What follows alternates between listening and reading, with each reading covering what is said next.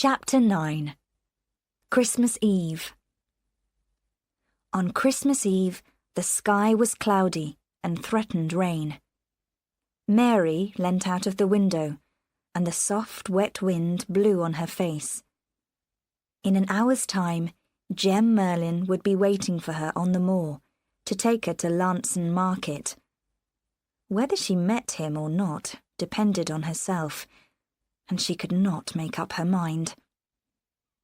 She had grown older in 4 days, and the face that looked back at her from her cracked mirror was pale and tired. There were dark rings under her eyes. Sleep came to her late at night, and she had no desire for food. For the first time in her life, she saw a likeness between herself and Aunt Patience. If she tightened her mouth and bit her lips, it could be Aunt Patience who stood there, with the straight brown hair framing her face. The habit of working her mouth was an easy one to catch, as was the continuous twisting of her hands. Mary turned away from the mirror and began to walk up and down her small room. They shared a secret now, a secret that must never be spoken between them. Mary wondered how many years Aunt Patience had kept that knowledge to herself in silence. In her own way, Aunt Patience was a murderer too. She had killed by her silence. There remained Jem Merlin. He broke into her thoughts against her will, and she did not want him there. She had enough on her mind without Jem. He was too like his brother, his eyes and his mouth and his smile. She knew why Aunt Patience had made a fool of herself 10 years ago. It would be easy enough to fall in love with Jem Merlin. He was rough. He was rude. He was a thief and a liar. He stood for everything she feared and hated. But she knew she could love him. Jem Merlin was a man, and she was a woman, and something inside her wanted him. She knew she would have to see him again. Today she would go to Launceston, and this time it was he who would answer her questions. He would realize that she was no longer afraid of the Merlins, but could destroy them when she chose. And tomorrow? Well, tomorrow could take care of itself. There was always Francis Davy and his promise. There would be peace and shelter for her in the house at Algernon. This was a strange Christmas, she thought, as she walked across the East Moor. In the distance, she saw a little group coming towards her, the horse, the cart, and 2 horses led behind. The driver raised his whip in a signal of welcome. Mary felt the colour in her face. He whistled as he came near, and threw a package at her feet. "A happy Christmas to you," he said. "I had a silver piece in my pocket, so I had to spend it. There's a new hat for you." She had meant to be silent on meeting him, but this made it difficult. "That's very kind of you," she said, "but I'm afraid you've wasted your money." "That doesn't worry me. I'm used to it." And he looked at her in that cool way of his. "You were here early. Were you afraid I'd go without you?" She climbed up beside him. "Mother and I used to drive into Helford once a week on market days. It all seems very long ago. It hurts me when I think of it, and how we used to laugh together, even when times were bad. You wouldn't understand that, of course. You've never cared for anything but yourself." They rode along in silence. Jem was playing with his whip. Mary looked out of the corner of her eye at his hands, and saw that they were long and thin. They had the same strength, the same sensitivity as his brother's. These hands attracted her. The others frightened her. She realized for the first time that love and hate ran side by side, that the borderline was thin between them. The thought was an unpleasant one.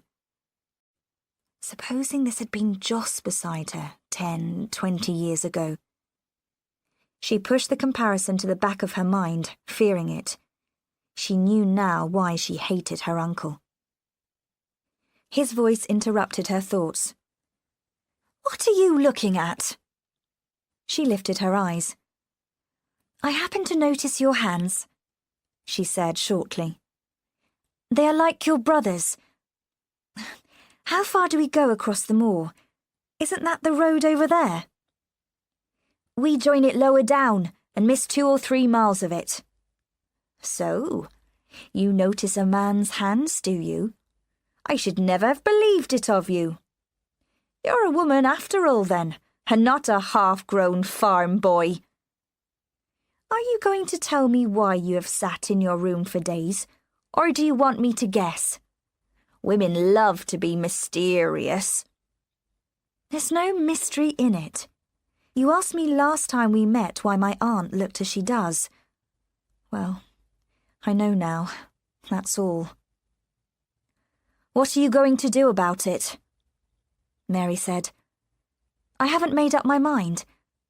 I have to consider Aunt Patience." "You don't expect me to tell you, do you?" "Why not? I'm not concerned with Joss. You're his brother, and that's enough for me. Do you think I'd waste my time working for my brother? He can put a rope round his own neck. I may have helped myself to some tobacco now and then, and I've smuggled goods.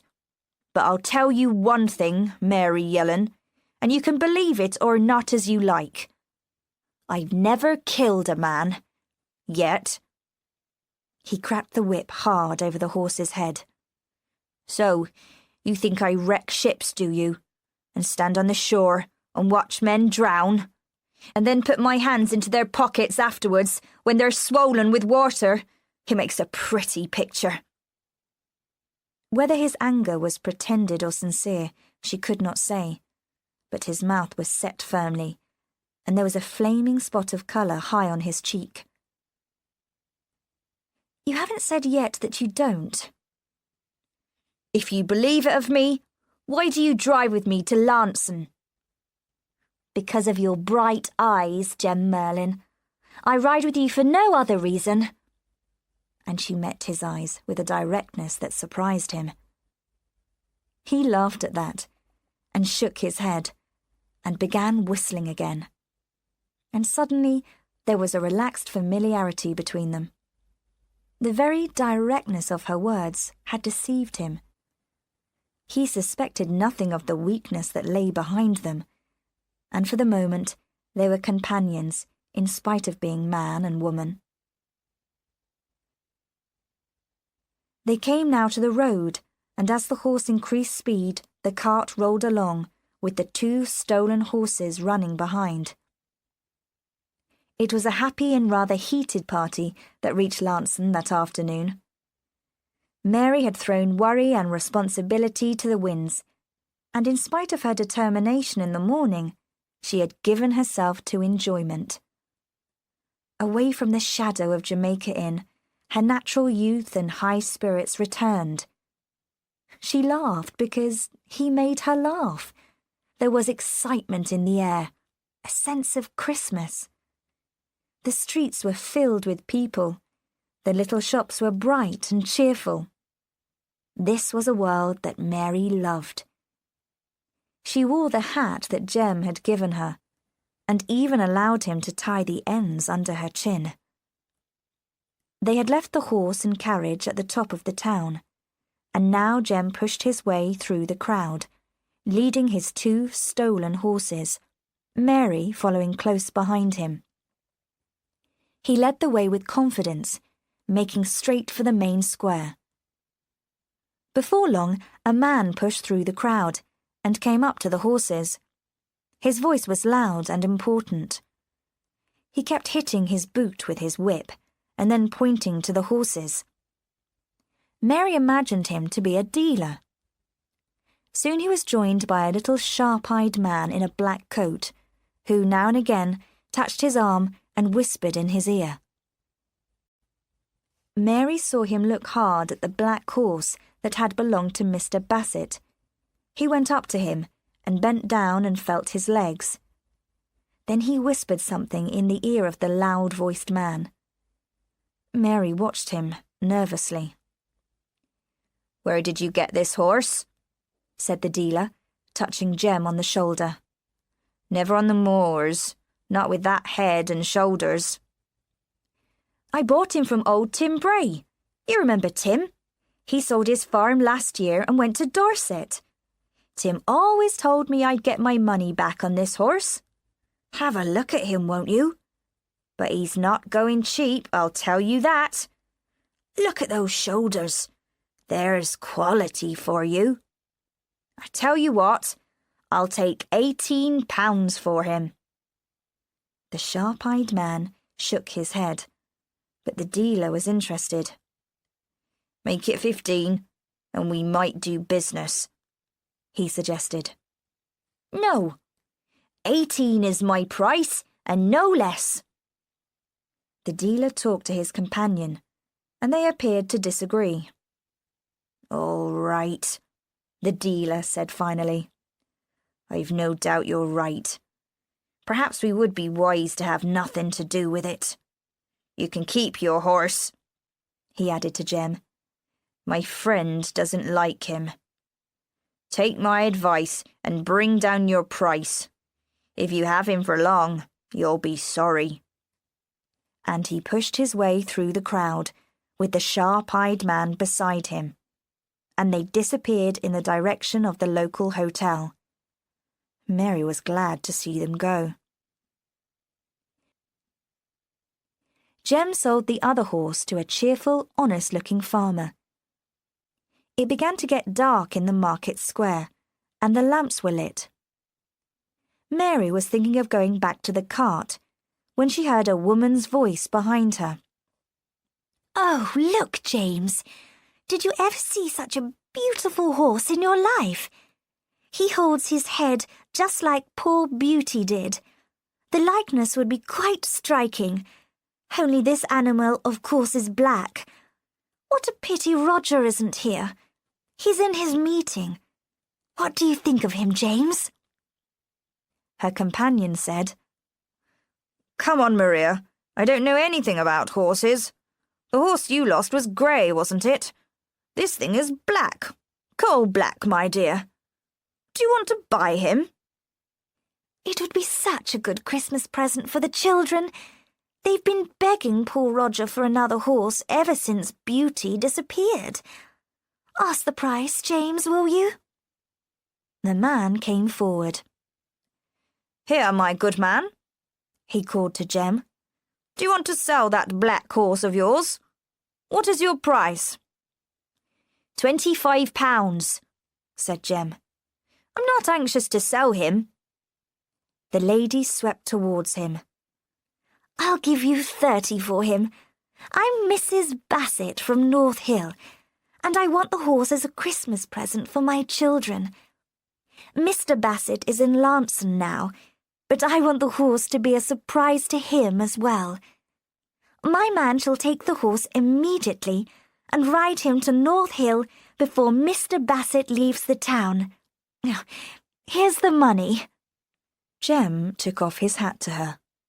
"Thank you, madam," he said. "I hope Mr. Bassett will be pleased.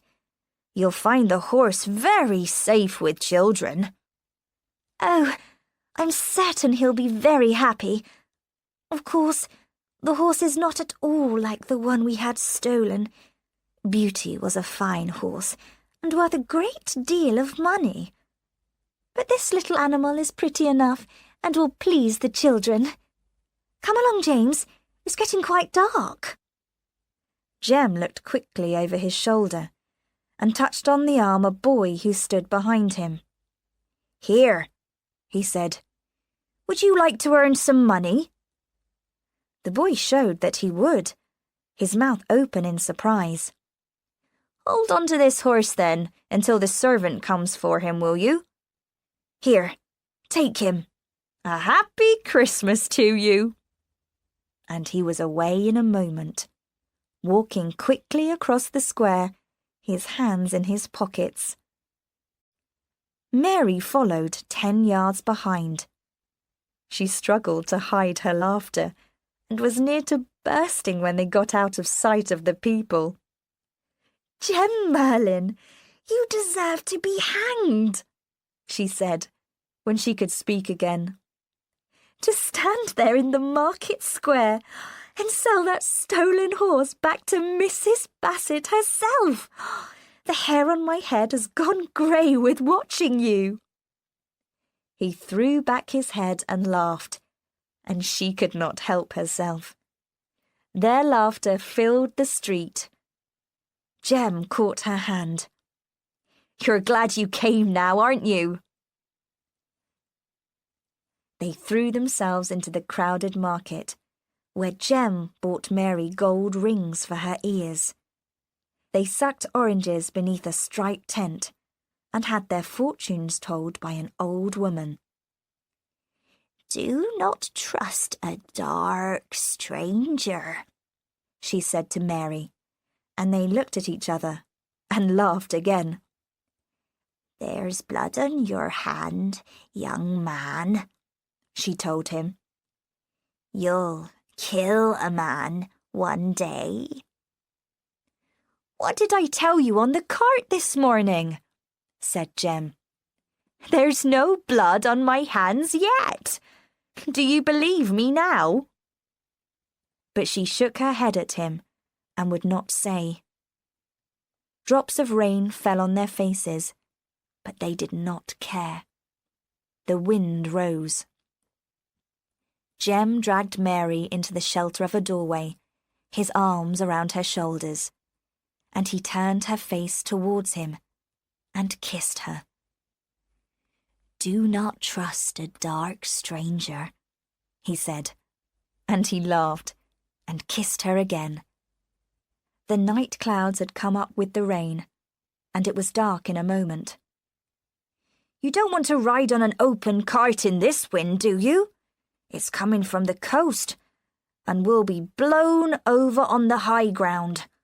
We'll have to spend the night together in Lancing." "Very likely. Go and get the horse and cart, Jem, while this rain stops for the moment. I'll wait for you here." "You'll be wet to the skin on the Bodmin Road." "Oh, pretend you're in love with me, can't you?" "You'd stay with me then." "Are you talking to me like this because I'm the bar girl at Jamaica Inn?" "I like the look of you, and that's enough for any man. It ought to be enough for a woman, too." "Perhaps it is, for some. I'm just not made that way." "All right. I'll get the horse and cart and take you home to your aunt. But I'll kiss you first, whether you like it or not." He took her face in his hands. "One for sorrow, two for joy. I'll give you the rest when you are more ready to accept them." Then he bent his head against the rain, and she saw him disappear round the corner. Mary waited, moving her feet and blowing on her hands. The long minutes passed, and still he did not come. Mary was cold and tired. At last she could bear it no longer, and she set off up the hill in search of him. The long street was empty, except for 1 or 2 people who sheltered in doorways as she had done. The rain was continuous, and the wind blew hard. There was nothing left now of the Christmas spirit. The hotel looked welcoming enough, with its lighted windows, but there was no sign of the horse and cart. Mary's heart sank. Surely Jem had not started back without her. She paused for a moment, and then she went to the door and entered the hotel. The hall seemed to be full of gentlemen, talking and laughing. Her country clothes and wet hair caused surprise, and a servant came up to her immediately and told her to leave. "I've come in search of Mr. Jem Merlin," said Mary firmly. "He came here with a horse and cart. I'm sorry to trouble you, but I'm anxious to find him. Will you please ask if he's here?" She turned her back on the little group of men who stood by the fire and watched her. Among them, she recognized the dealer and the sharp-eyed man. "If it's the dark one who tried to sell my friend a horse this afternoon, I can tell you about him," said the little man, showing a row of broken teeth. Laughter came from the group by the fire. She looked from one to the other. "What do you have to say?" "He was in the company of a gentleman only 10 minutes ago," answered the sharp-eyed man, still smiling and looking at her rudely. "With the help of some of us, he was persuaded to enter a carriage that was waiting at the door. He was not keen at first, but a look from the gentleman appeared to decide him. No doubt you know what happened to the black horse. The price he was asking was undoubtedly high." His remark brought fresh laughter from the group by the fire. Mary looked steadily at the little sharp-eyed man. "Do you know where he went?" "No, and I'm afraid that your companion left you no parting message. But it is Christmas. It's not pleasant weather outside. If you'd like to wait here until your friend returns, myself and these gentlemen will be happy to entertain you. Come in and rest, and forget him." Mary turned her back on him and went out through the door once more. As it closed behind her, she could hear their laughter. She stood in the empty market square, with the wind and the rain for company.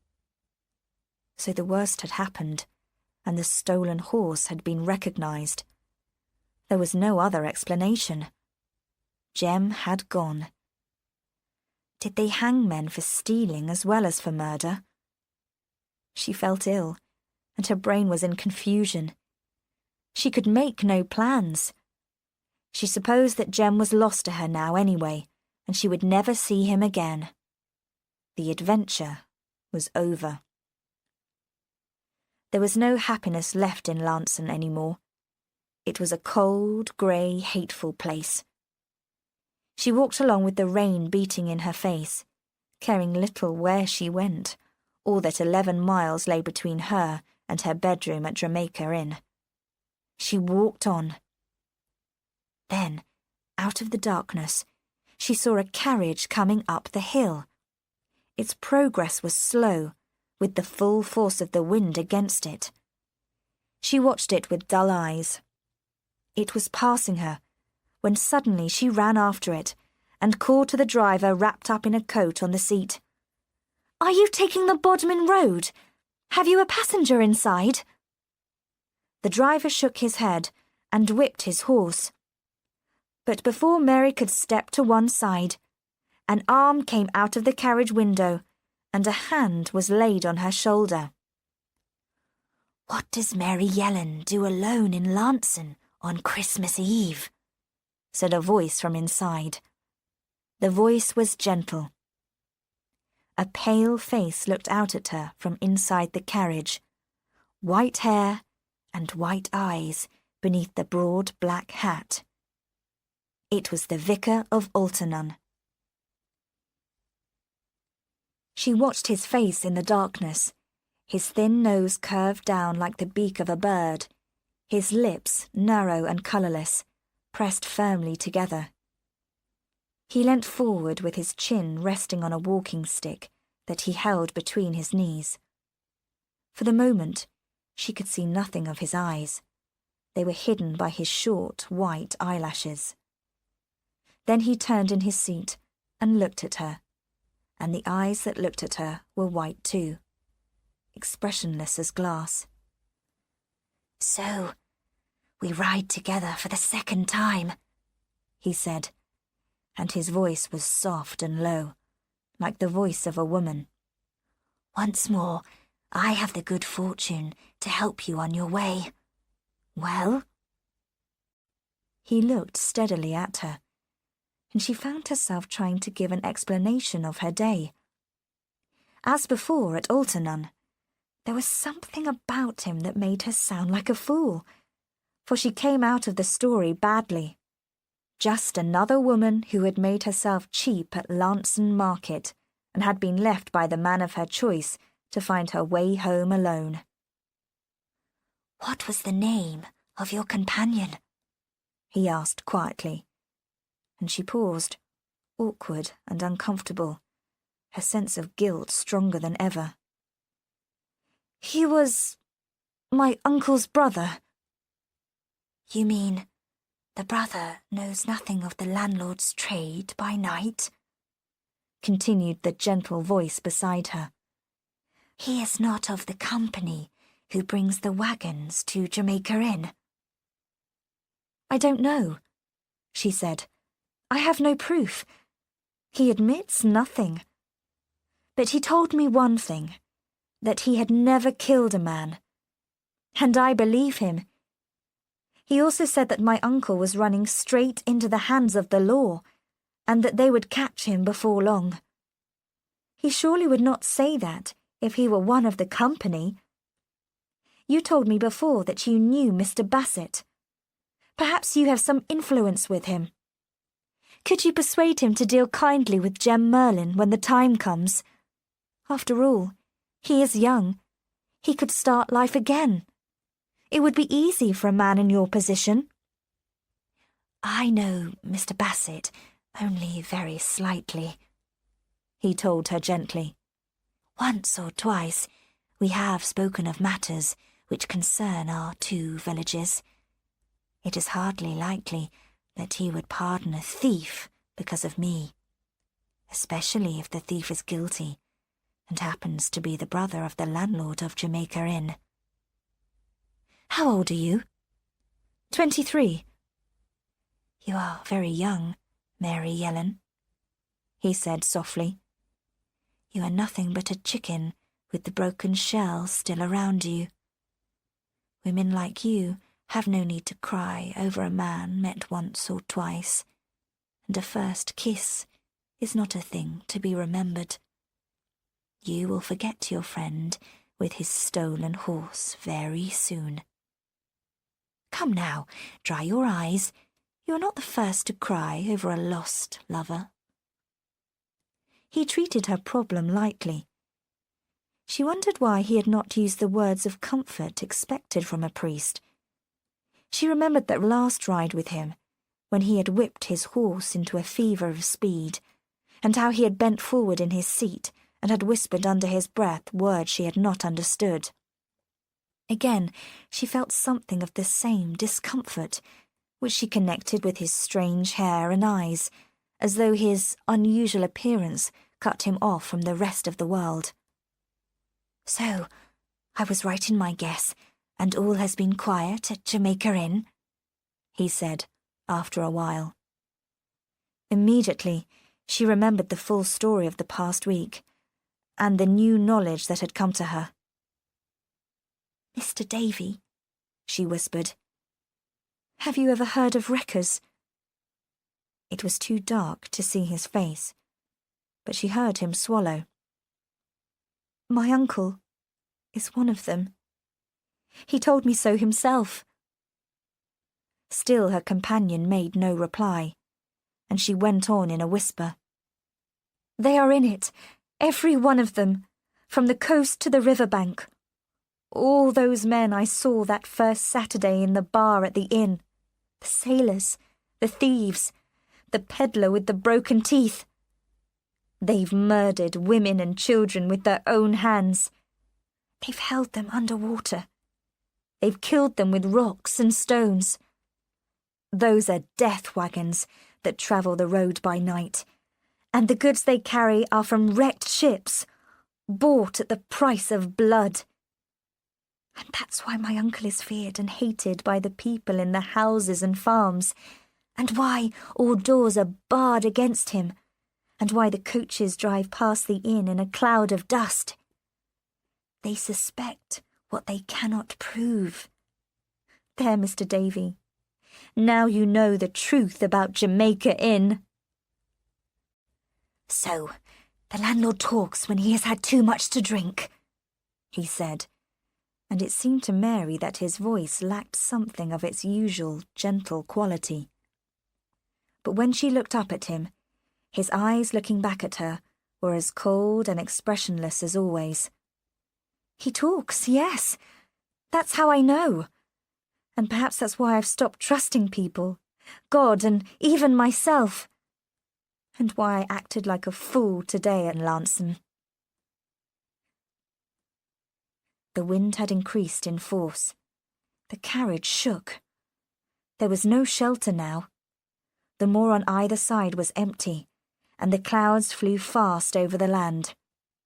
There was a salty, wet smell to the wind that had come from the sea 15 miles away.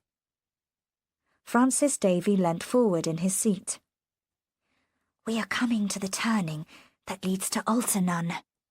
The driver is going on to Bodmin and will take you to Jamaica Inn. I shall leave you at the turning and walk down to the village. Am I the only man to know your secret, or do I share it with the landlord's brother? Jem Merlin knows, she said. We spoke of it this morning. He said little, though, and I know that he is not friendly with my uncle. Anyway, it doesn't matter now. Jem is going to prison for another crime. And suppose he could save himself by telling about his brother. What then, Mary Yellen? There's a thought for you. Mary was surprised by this new idea, but the vicar of Alternun must have read her thoughts. That would be a relief to you and to him, no doubt, if he had never helped with the wrecking. But there is always the doubt, isn't there? And neither you nor I knows the answer. A guilty man does not usually tie the rope round his own neck. Mary made a helpless movement with her hands, and he laid his hand on her knee. I will tell you one thing to comfort you. A week from now will bring the new year. The false lights have burnt for the last time, and there will be no more wrecks. I don't understand you. How do you know this? And what has the new year to do with it? He called the driver to stop the horse. I am returning tonight from a meeting in Lanson. Those of us present were informed that at last the government is prepared to guard the coast. There will be watchers on the cliffs, and the paths now known only to men like your uncle and his companions will be followed by officers of the law. There will be a chain across England, Mary, that will be very hard to break. Now, do you understand? He opened the door of the carriage and stepped out into the road. Your troubles are over. Tomorrow is Christmas Day, and the bells at Alternun will be ringing for peace. I shall think of you. He waved his hand to the driver, and the carriage went on without him. There were still 3 miles to go, and those miles were the wildest of all. She sat in the corner of the carriage. Through the open window, travelling down on the wind, she heard a shot, and a distant shout and a cry. The voices of men came out of the darkness. She leant out of the window. The road rose steeply from the valley, and there, in the distance, were the tall chimneys of Jamaica Inn. Down the road came a company of men, led by one who carried a light before him as he ran. Another shot sounded, and the driver of the carriage slipped over in his seat and fell. The horse went towards the edge of the road like a blind thing. The carriage swung wildly, then was still. Somebody laughed. There was a whistle and a cry. A face appeared at the carriage window, wild hair above the reddened eyes. The lips were parted to show white teeth. One hand held a light, the other a smoking gun. They were long, thin hands, things of beauty and sensitivity, though the rounded nails were dirty. Joss Merlin laughed. Then he pulled her out beside him on the road, holding the light above his head so that all could see her. There were 10 or 12 of them standing in the road, with torn and dirty clothes, half of them as much the worse for drink as their leader, wild eyes rolling in their bearded faces. 1 or 2 had guns in their hands, or were armed with broken bottles, knives and stones. Harry the peddler stood holding the horse's head, while face down on the road lay the driver of the carriage, his arm bent under him, his body still. When they saw who she was, a shout of laughter broke from the men, and the peddler put 2 fingers to his mouth and whistled. The landlord seized her loose hair in his hand and twisted it like a rope. "So, it's you, is it? You've chosen to come back again." Mary said nothing. She looked from one to the other of the men in the crowd, and they pushed in on her, laughing, pointing to her wet clothes and shouting insults. "So, you can't talk," cried her uncle, and hit her across the face with the back of his hand. She put up an arm to protect herself, but he knocked it away, and holding her wrist, twisted it behind her back. She cried with the pain, and he laughed again. "I'll get the better of you if I kill you first. Do you think you can stand against me with your monkey face and your rudeness? And what do you think you are doing at midnight, riding in a hired carriage with your hair down your back?" He twisted her wrist again, and she fell. "You're nothing but a common—" "Leave me alone!" she cried. "You have no right to touch me or speak to me. You're a murderer and a thief, and the law knows it too. The whole of Cornwall knows it. Your game is over, Uncle Joss. I've been to Lanson today to inform against you." A loud cry came from the group of men. They pressed forward, shouting at her and questioning. But the landlord swore at them, waving them back. "Get back, you fools! Can't you see she's trying to save herself by lies?" he thundered. "How can she give information about me when she knows nothing? She's never walked the 11 miles to Lanson. Look at her feet. She's been with a man somewhere down the road, and he sent her back on wheels. Get up!" He pulled her to her feet. Then he pointed to the sky, where the low clouds were blown by the wind and a single star shone. "Look there! There's a break in the sky, and the wind's going east. There'll be more wind still, and a wild grey morning on the coast in 6 hours' time. We'll waste no more time here. Come on, you lazy devils. Don't you want to feel gold and silver run through your hands? Who'll come with me?" A shout rose, and hands were raised in the air. One of the men burst into song, waving a bottle over his head. The peddler pulled at the horse. Joss Merlin stood for a moment, looking at Mary with a foolish smile. Then he pulled her towards the carriage, threw her on the seat in the corner, and then, leaning out of the window, he shouted to the peddler to whip the horse up the hill. His cry was repeated by the men who ran beside him, and some of them jumped onto the step and held onto the empty driver's seat and hit the horse with sticks. The animal sped up the hill in its fear, dragging the carriage behind it. Jamaica Inn was all lit up. The doors and the windows were wide open. The landlord placed his hand over Mary's mouth and forced her back against the side of the carriage. You'd inform against me, would you? You'd run to the law and have me swinging on a rope's end? All right, then. You shall stand on the shore, Mary, and you shall watch for the daylight and the coming in of the tide. You know what that means, don't you? You know where I'm going to take you. You think you're not afraid of me, don't you? You hate me, with your pretty white face and your monkey eyes. Yes, I'm drunk.